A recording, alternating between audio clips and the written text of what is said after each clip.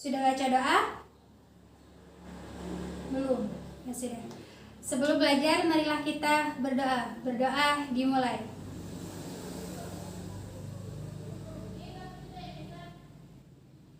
Berdoa selesai. Semoga dengan pembacaan doa tadi, pembelajaran pada hari ini berjalan dengan lancar. Oke. Apa kabar semuanya? Baik, alhamdulillah ya. Minggu kemarin atau pertemuan kemarin, Ibu telah memberikan tugas individu kepada kalian untuk dikerjakan di rumah. Dan kumpulkan sekarang ya. Nah, untuk tugas individu yang kalian kerjakan di rumah ini adalah nilai individu kalian. Dan siapapun yang tidak mengerjakan atau tidak mengumpulkan tugas tersebut, maka nilai individu pada materi teks eksplanasi akan kosong. Paham? Paham. Silakan kumpulkan. Mungkin hari ini ada yang tidak masuk. Kamelia, kemana dia? Oh, sakit. Ada lagi? Hanya Kamelia ya. Jadi yang belum mengumpulkan tugas individu teks eksplanasi adalah Kamelia. Bisa menyusul minggu depan ya, karena Kamelia tidak masuk karena sakit. Oke, baik. Nah, minggu kemarin Ibu sudah membentuk kalian menjadi 3 kelompok. Nah, sekarang kembali kepada kelompok sesuai pertemuan sebelumnya. Ayo kumpul, duduk secara melingkar. Jangan ramai ya. Sudah? Sudah. Nah, hari ini Ibu akan mengembalikan tugas kelompok kalian untuk pembelajaran ini. Ya, ini kelompok 1. Kelompok 2, kelompok 3. Baik, sudah memegang semuanya ya. Sudah duduk sesuai kelompok ya. Sudah menerima tugasnya ya. Baik. Minggu lalu Ibu mengatakan bahwa teks eksplanasi yang kalian buat mengenai video yang telah ditayangkan minggu lalu sudah baik dan terstruktur. Hanya saja ada kekurangannya. Ada yang ingat apa kekurangannya? Ya, benar sekali Rido. Kekurangannya adalah dalam kebahasaannya. Jadi, oleh karena itu, hari ini kita akan membahas mengenai kaidah kebahasaan dalam teks eksplanasi. Ada yang tahu apa itu kaidah? Ayo, ada yang tahu? Yang bisa jawab, Ibu kasih poin plus ya. Tidak. Kaidah adalah aturan-aturan atau acuan. Jadi, kaidah kebahasaan dalam teks eksplanasi adalah aturan-aturan kebahasaan dalam membuat teks eksplanasi. Hari ini kita akan belajar itu ya. Oke. Kaidah yang pertama adalah fokus pada hal umum, bukan partisipan manusia. Artinya, manusia tidak ikut serta dalam kejadian tersebut. Maksudnya, manusia bukan sebab dari kejadian tersebut. Contohnya gempa bumi. Gempa bumi bukan disebabkan oleh manusia ya, tapi disebabkan faktor alam. Paham? Mungkin ada yang ditanyakan? Tidak? Lanjut ya ke kaidah yang kedua, yakni dimungkinkan menggunakan istilah ilmiah. Ada yang paham? Nah, segala sesuatu yang dibuat berdasarkan kaidah ilmu pengetahuan. Jadi, teks eksplanasi itu dibuat berdasarkan ilmu pengetahuan. Contohnya, gempa bumi bisa kita pelajari di pelajaran ilmu pengetahuan alam atau IPA. Paham? Paham ya? Kaidah yang ketiga adalah lebih banyak mengandung verba material dan verba relasional. Ada yang tahu verba itu apa? Betul sekali Wiwi. Verba adalah kata kerja. Nah, di sini Ibu akan menayangkan contoh-contoh dari verba atau kata kerja. Silakan dilihat, silakan disimak.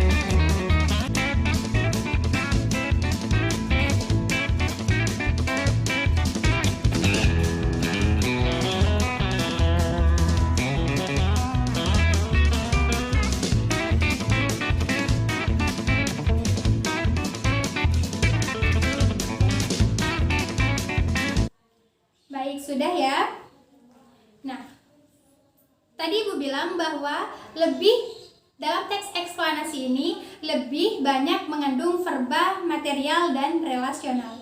Apa itu verba material? Verba material adalah verba atau kata kerja yang menunjukkan suatu kegiatan fisik. Contohnya,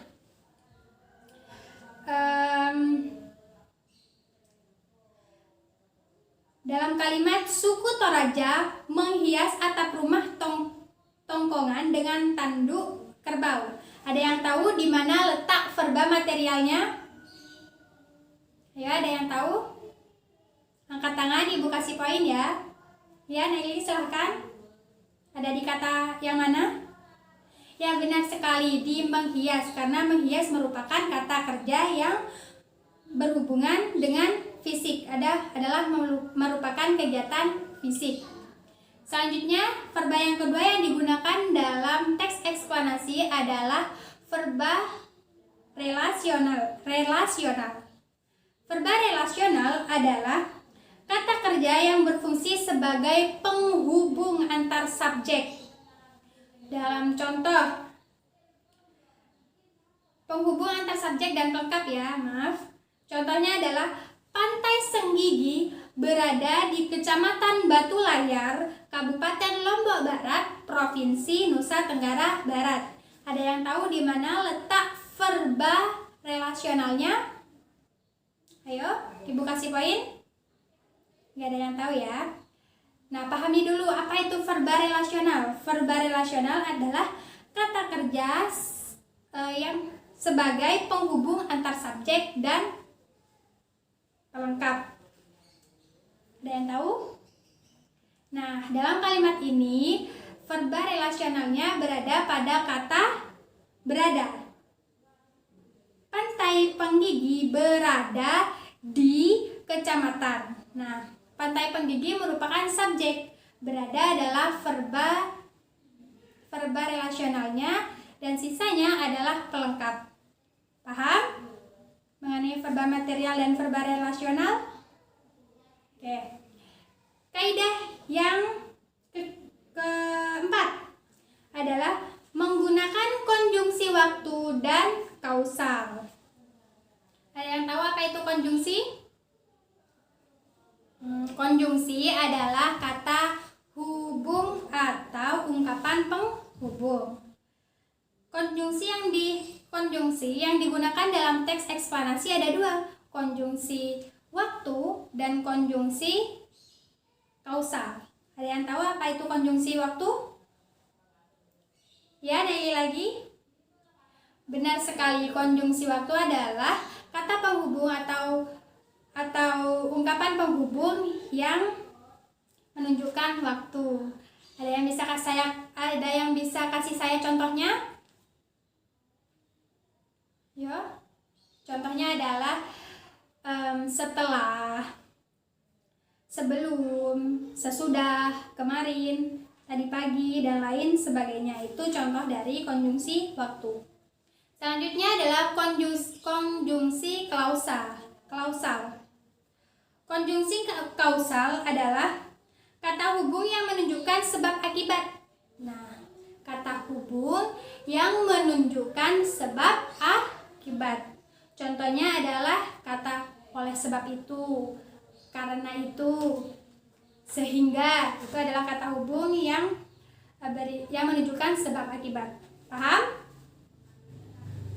Kalau ada yang tidak dipahami, bertanya ya. Ya, lanjut. Kaidah yang kelima adalah menggunakan kalimat pasif. Kalimat pasif adalah subjek yang berada pada kalimat aktif menjadi objek jika dijadikan kalimat pasif. Paham? Tidak. Langsung contoh ya. Ibu beri contoh. Ibu memasak sayur. Nah, subjeknya adalah ibu. Objeknya adalah sayur. Jika dijadikan kalimat pasif, maka objek menjadi subjek. Berarti sayur dimasak oleh ibu. Paham? Ya. Lanjut ya. Eksplanasi ditulis untuk membuat justifikasi bahwa Sesuatu yang diterangkan secara kausal itu benar adanya. Jadi fakta. Sampai di sini paham? Mungkin ada yang ditanyakan? Oh, justifikasi. Justifikasi itu adalah pembenaran. Paham? Oke. Nah, itu adalah kaidah-kaidah kebahasaan dalam teks eksplanasi. Jadi, tugas kalian yaitu teks eksplanasi yang telah kalian buat minggu lalu atau pertemuan kemarin itu direvisi sesuai dengan kaidah-kaidah kebahasaannya. Kaidah-kaidah kebahasaan yang telah Ibu sebutkan tadi. Ya. Oke, baik. Ibu beri waktu 20 menit. Silakan mengerjakan. Oke, baik, sudah ya. Mungkin ada yang mau maju terlebih dahulu? Ibu kasih poin plus untuk yang berani maju terlebih dahulu tanpa Ibu tunjuk. Oke, silakan kelompok 1. Baik, beri tepuk tangan untuk kelompok 1. Selanjutnya, ada yang mau maju atau Ibu yang tunjuk? Oke, Ibu aja ya yang tunjuk ya. Silakan kelompok 2. Oke, tepuk tangan untuk kelompok 2. Pemaparannya bagus sekali. Selanjutnya kelompok terakhir, kelompok 3. Oke, tepuk tangan untuk kelompok 3. Dan tepuk tangan untuk kalian semua. Di sini Ibu dapat menyimpulkan bahwa tugas kalian sudah benar. Ibu anggap kalian semua paham mengenai teks eksplanasi, baik itu pengertiannya, strukturnya, cirinya, tujuannya, dan kaidah-kaidah kebahasannya. Karena dilihat dari tugas kelompok barusan bahwa tugasnya sudah terstruktur rapi dan baik. Oke, tepuk tangan untuk kalian semua. Nah, demikian untuk materi tentang teks eksplanasi. Jadi pertemuan selanjutnya kita akan belajar mengenai cerpen. Nah, jangan lupa membaca ya. Mungkin di sini ada yang suka membaca cerpen? Oh iya, baca ya. Oke, baik. Cukup sekian pertemuan pada hari ini. Kurang lebihnya mohon maaf. Sebelum pulang, marilah kita berdoa terlebih dahulu. Berdoa dimulai. Berdoa selesai. Semoga pembelajaran yang telah kita lakukan tadi bisa bermanfaat. Ibu akhiri, wassalamualaikum warahmatullahi wabarakatuh.